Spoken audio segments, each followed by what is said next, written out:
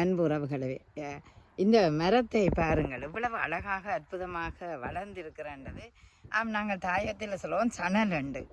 இந்த சணல் மரம் நைதர்சன் பசலையை உண்டாக்குவதற்காக இங்கு பயிரிடப்படுவது வழக்கம்.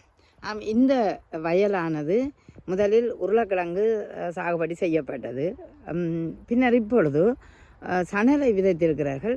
என்ன அழகிய மஞ்சள் பூக்களாக பூத்திருப்பதை பார்க்கும்போது பச்சையும் மஞ்சளும் பவளமாகவே தெரிகிறதை பார்க்கின்றோம். இந்த அருமையான காட்சி. இங்கால பாருங்கள், வயல் உழுது விட்டு இருக்கிறது, பயிர்கள் செய்வதற்கு இனி தயாராக இருக்கின்றது. இங்கால பார்த்தீங்கள் என்றால் சணலை விதைத்திருக்கிறார்கள். இனி அவர்கள் உருளைக்கிழங்கு சாகுபடி செய்வதற்காக முதலிலே சணல் பயிரை நட்டு அதன் பின்னர் உருளைக்கிழங்கை செய்யும்போது அது இன்னும் வளர்ந்து நிறைய விளைச்சலை கொடுக்கக்கூடிய நிலைக்கு இருக்கும். அதாவது சுழற்சி முறை பயிர் செய்ய என்று சொல்லுவார்கள். பாருங்கள், புலம்பெயர்ந்த சூழலிலே இங்கு மழை நீரை நம்பியே அநேகமாக பயிர் செய்கிறார்கள்.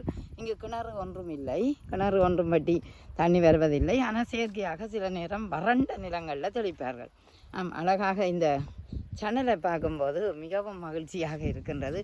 பூரிப்பாக காற்றில் ஆடி அசைந்து கொண்டு இருக்கின்ற காட்சியை பார்க்கும்போது மிக மகிழ்வாகவே இருக்கிறது.